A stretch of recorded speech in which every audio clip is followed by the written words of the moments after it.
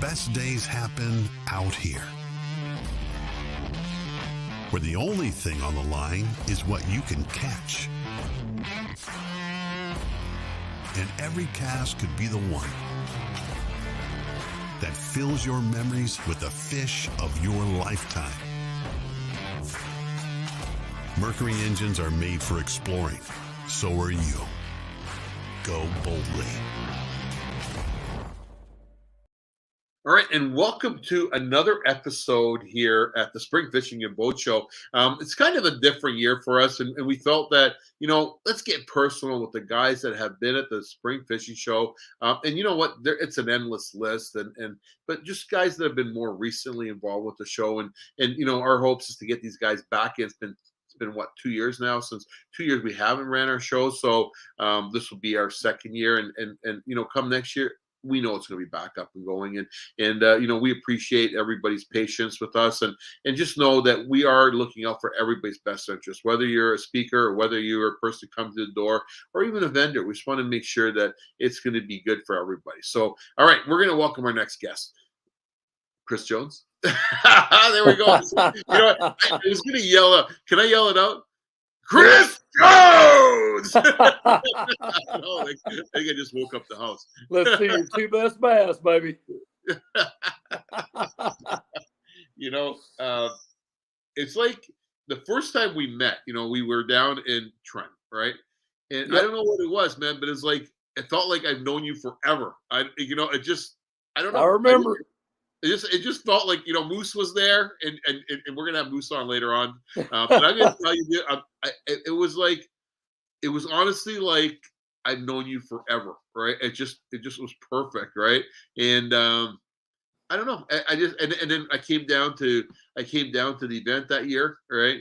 And Yep.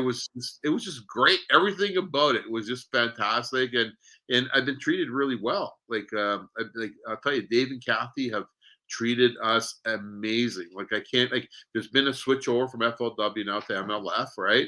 And I don't know if you're aware, but we are now a qualifier for the Toyota Championship. Well, you are aware of that, obviously. And yeah. you met Barry Graves and also Joey, and you met Cooper was there again, and Absolutely. Barry so Graves was our international champion. He won that division, 10,000. Yeah, and then he won another 11,000 for placing, I think, 11th or something like that in the overall. Yes.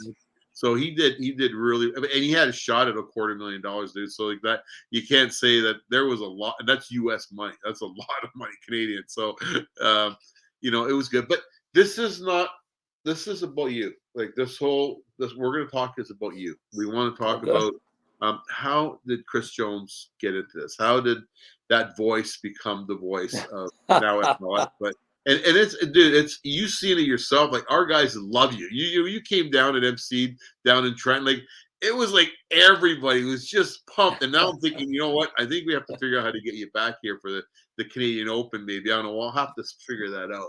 But I'd love to. We'll figure it out somehow. If it's not this year, I promise you next year, dude, you're going to come up for that, because it was such a good time, and you made everybody feel so good. And I actually liked being able to move around and you did all that work. I gave you a break, man.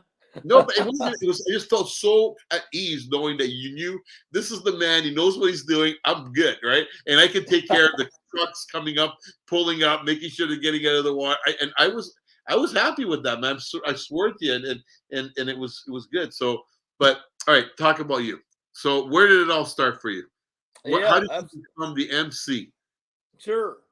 I was it's a pretty funny story, really, because I was teaching school, which I still do, by the way. Nobody ever believes that, Andy, ever. I've known professional fishermen for 20 years now. This is my 20th year with Major League Fishing, 20 years. And some of my very good friends still don't believe I'm a school teacher. But I was teaching school, and the Major League Fishing office, which at the time was FLW, Operation Bass. Let's go back to Operation Bass. They had a tournament director's job that came open.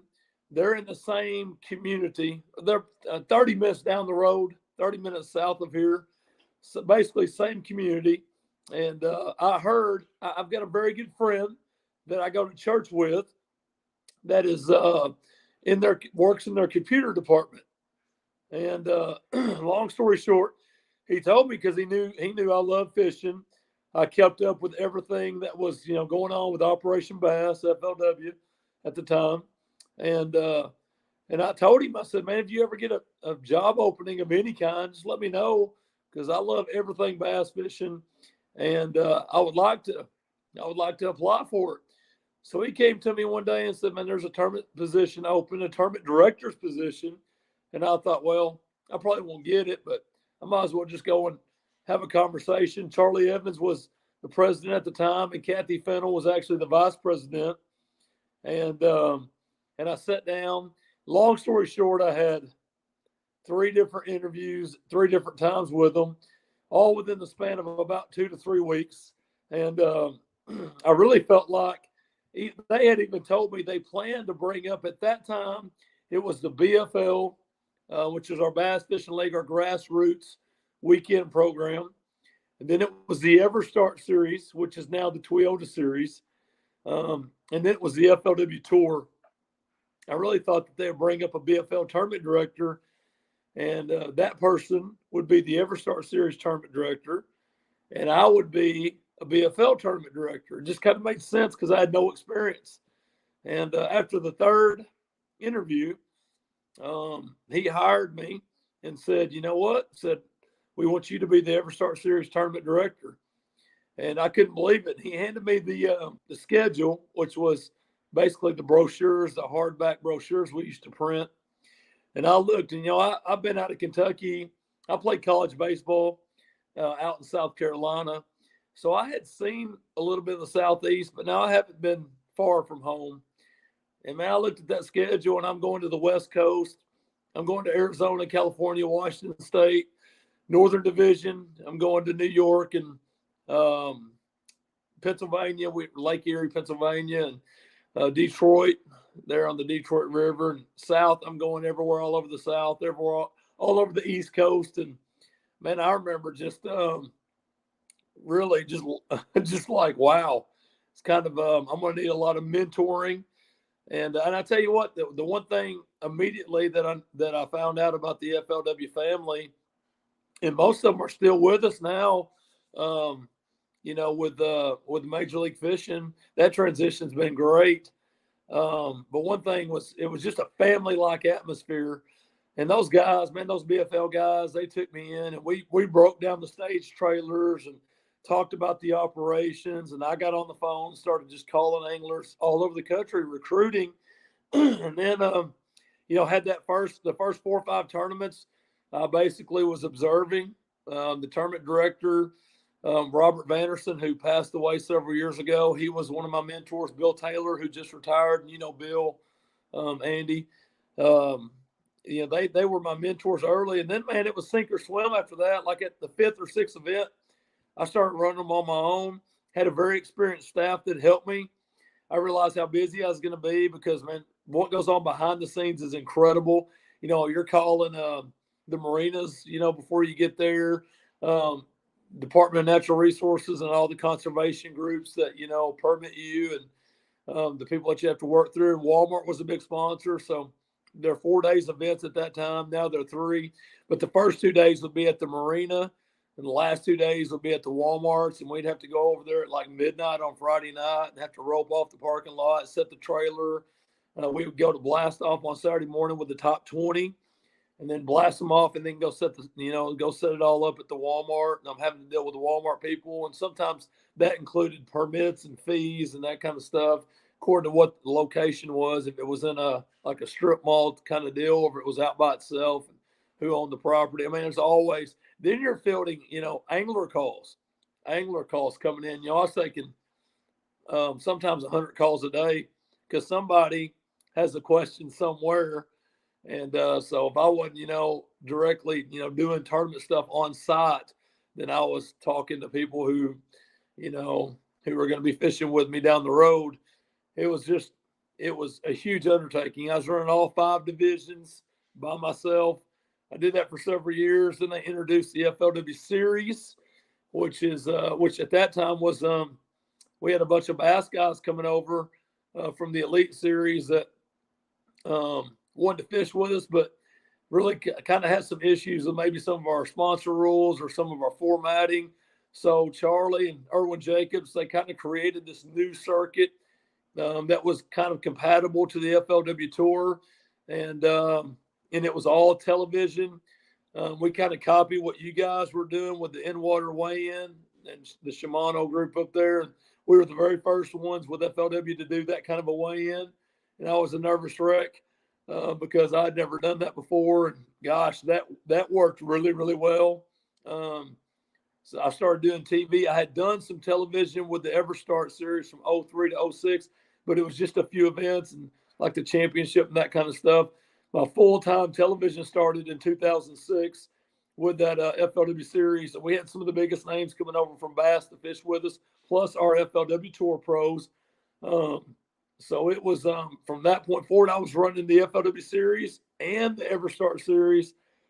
And all I know is I was out in California at an EverStart series event, and I had a guy that came up to me and said, "Man, I want you to listen to my ringtone on my phone."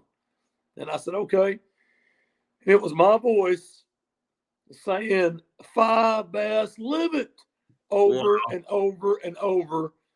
And then I kind of realized that I had some taglines because people would want me to say, either do the wow or the 5 bass limit, or let's see your 2 best bass. Everywhere I went, all over the country, people were constantly coming up to me and asking me to do those taglines. And so we came out with the Chris Jones app. It was a free app. And this was like probably 2013 or 14, something like that. Had all my taglines. I didn't even know I had taglines, but everybody else knew I had them. Came out with some shirts, and people loved them. And I'm like, man, what? People love that stuff. And so that was kind of when I realized that, I guess when you're on TV, people think you're something, even when you're not. I don't know about that. I think you are. Yeah, I was at the Bass Masters Classic, and I'm seeing your shirts walking around. It's hilarious, man.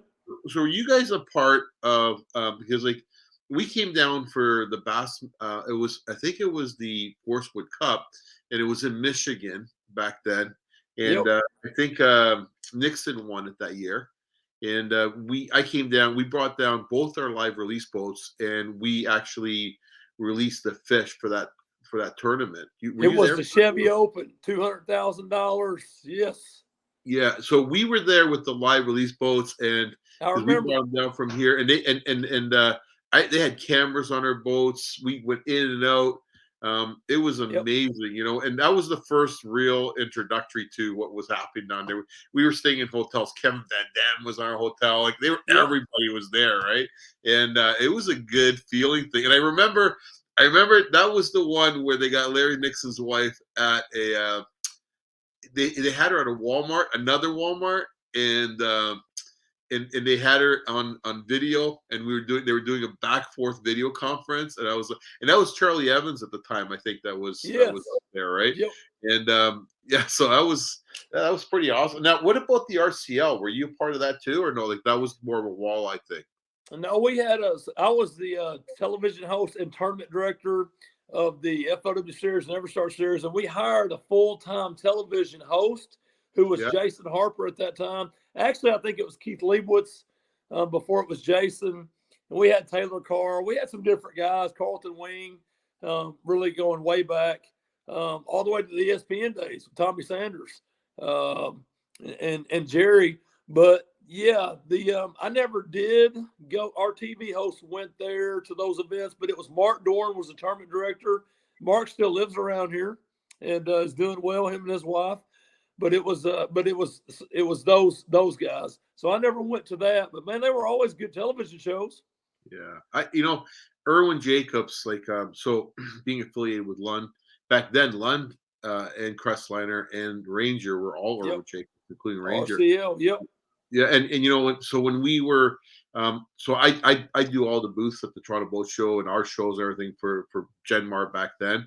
And Erwin, like I remember, you'd always come up and sit in the booth, and a lot of you did a good job.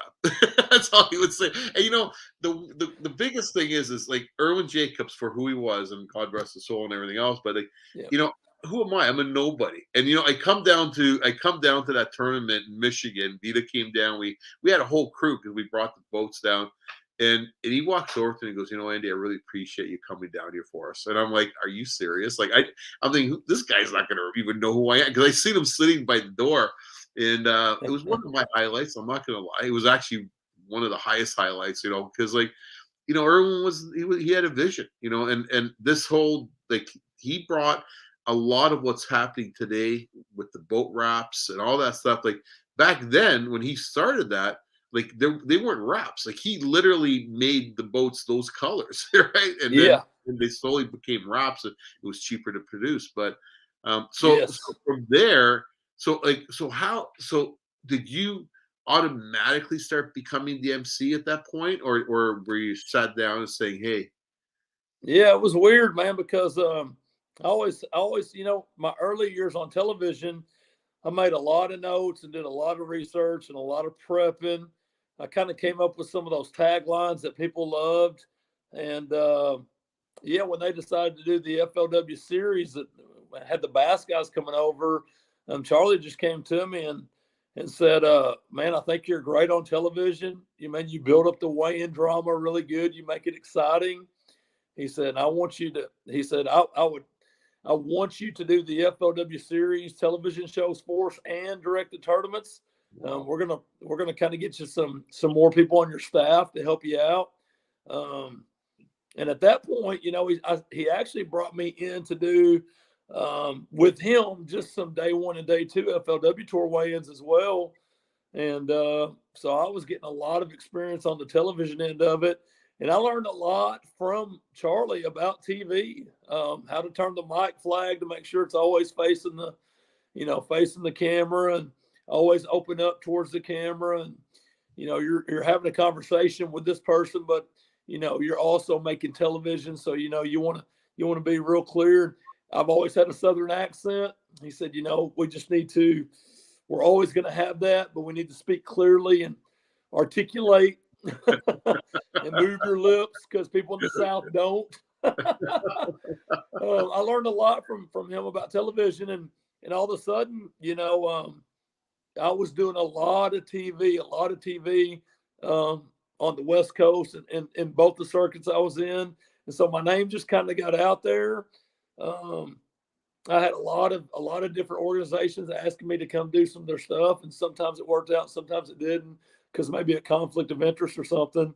But when Charlie left the company in 2010, Kathy, you know, called me and said, hey, listen, I want you to be the TV host now. And they still had Jason Harper, and Jason was great. Jason was a TV person who had been on air for a long time. I learned a lot from him. Keith Leibowitz had been a sports journalist out in Los Angeles and I think Dallas. And so I learned a lot about television, the TV part of it from them, but I knew the fishing part of it. And so it was just kind of it was a lot of help that I got along the way. And it was a great experience early in my career to have those guys around. And you know what? Those guys have come and gone, and I've learned so much from them. I feel real comfortable now. Put somebody with me or solo. I love the sport. I love the anglers. I've got good relationships with them. I've been known a lot of them for all 20 years, and some of the biggest names in the sport. And I just love how the sport's growing. And man, so doing the TV part I love it. I'm not saying it's easy for me, but I'm real comfortable with it. You know, I feel the energy right now, dude. Like I don't even know what to tell you. I just feel the energy talking to you. You know, but you know, with you have an actual running count of how many shows or how many tournaments you've directed? Do you have any idea? Gosh, man. Hey, at one time I was running more tournaments than anyone in the country because I was doing the EverStart all 5 divisions. I'll take that back. I was doing more tournaments, more pro tournaments than anyone in the country, multi-day tournaments. because I was doing all the EverStart series for 7 or 8 years, and then I was doing the FLW series with them. So I was living out of a hotel room, living out of a suitcase, 33, 35, whatever, 36 weeks a year. And there's only 52 weeks in the year. So I came home in the summertime. My grass was long. There's no telling how many tournaments, Andy. Been doing it since 2002, so this is my 20th year. Wow. A lot of tournaments. We were kind of talking before, and I said, has there ever been an embarrassing moment for you on stage? And you thought I see you shake your head, and I said, okay, so just I don't want to know, but I want to know now. So what was that embarrassing moment? Like was there ever a time when something happened that shouldn't have happened? And there was. I can think of a bunch, but I'll tell you two real quick, and I kind of got to speak low, really, because my kids are upstairs, I think, right now, and I don't want them to hear it. There was a time we were at it wasn't the Forest Wood Cup, but it was a major championship, or not a major tournament. I think it was either like the Walmart Open or something. So we were in like Bentonville, Arkansas, home of a Walmart, and had a lot of corporate, our corporate sponsor was Walmart, had a lot of, premier sponsors that were there. And Wesley Strader was on the Fujifilm team. And, Fujifilm was, that was a Walmart connection that we had there. And it was day 3 or day 4. We were inside, wasn't the Summit Arena. I forgot the name of that. We were in a pretty big arena, and it was full. And I know there's all kinds of sponsors that were there. And Wesley comes across the stage. He is from Spring City, Tennessee.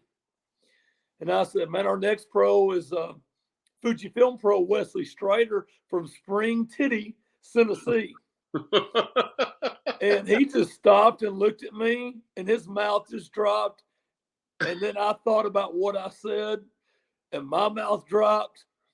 And there were people in the crowd that caught it, and they started laughing.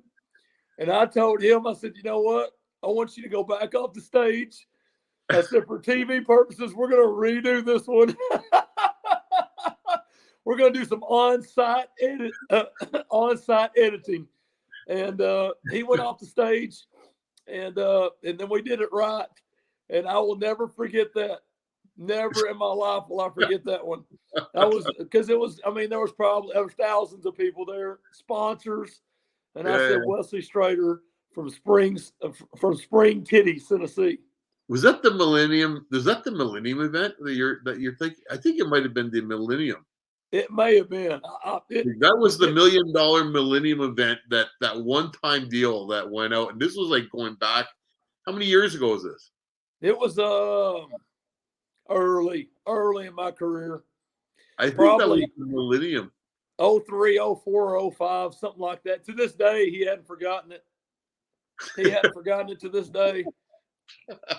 So what's the other one? You said there was another one. I want to hear the other one.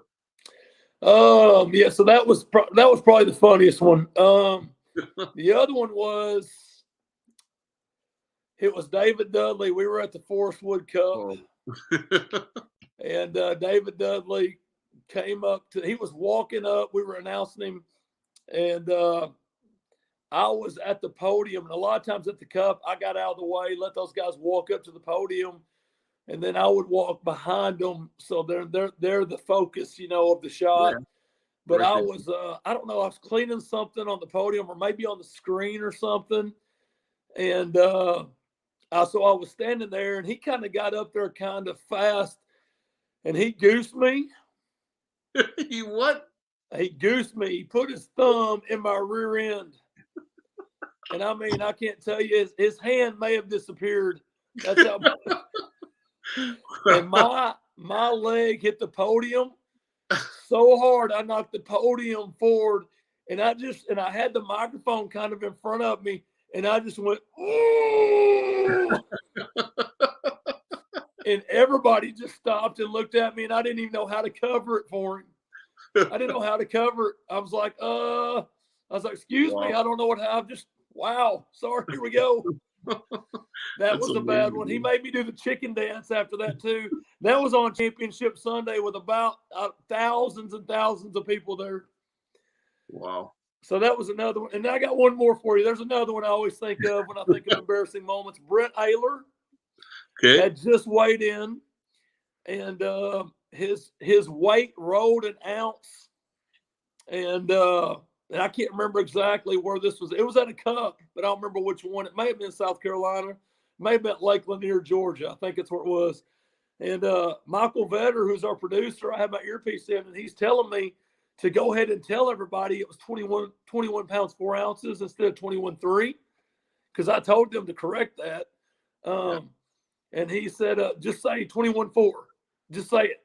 Just say it. Chris, are you hearing me? Say it. Say 20. So Brent Ayler's already off the stage. Dave Lefebvre's walking up, and out of nowhere, I just said 21.4. And people were like, what? What does that even mean? I'm like, I was so mad. And I like Michael Vetter. I had a lot of respect for him. He did a good job. But, man, I was like, that just sounded stupid. I just said 21.4 right before Lefebvre came up and looked at me like, what, 21.4? I was like, nothing. Just go. There's been some, yeah. But I think the Wesley Strader one was the Spring Titty, Tennessee. That was pretty bad. Spring City, Tennessee. I'm going to tell you, I'm going to do everything in our power this year to come down there for that Toyota Championship with we'll bring Victoria and Vita and Nicole down and support our. We got 4 guys. We got 4 positions. We got 2 pro spots and we got 2 co spots coming down. And in the past couple of years, we weren't able to run the Pro-Am as a Pro-Am. And this year we are going to be running it as a Pro-Am only because of the whole COVID thing and putting another guy in the boat. So this year we will be running it as a Pro-Am, where there'll be a pro and a co in the boat, and the top 2 pros will be coming down. I know. Did you meet that young guy, Joey T. Foley? Did you meet Joey that came up down with those guys? I don't think I met him. I saw him with those guys. I didn't meet him though. Yeah, and he is eager to be back. Like his goal, and every time he talks to me, dude, I'm going down as a boater. I'm going down as a pro. I'm going down as a pro. I'm going down as a pro. But I know Cooper is going to do everything in his power to get there again. Man, what a stick! That guy's the real deal. He can catch them, man. And he's good. He's one of the best young anglers in the game today. Period.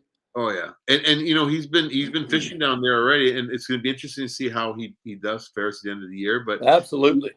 But that Barry Graves dude, like I'm telling you right now, like he's been like, and that's what I'm saying. Cooper was right on his tails, even on Lake Simcoe. So it's going to be interesting to see how that plays out this year because Barry's been a serious stick on Lake Simcoe over the years, right? So it's going to be a really interesting year. I'm going to try and figure out how to get you up here. And I don't know what you're doing for that weekend, but if you're available, then I think we would love to have you come up for the Canadian Open and absolutely, man. I'd love to be there. Yep. Yeah, we just I would look love to come back, man. Yeah, we that's always been one of my favorites. I've done that with you for several years, man, and I've missed it. I like coming up there with the guys, and you guys, some of the best anglers in the world come out of Canada. Your guys.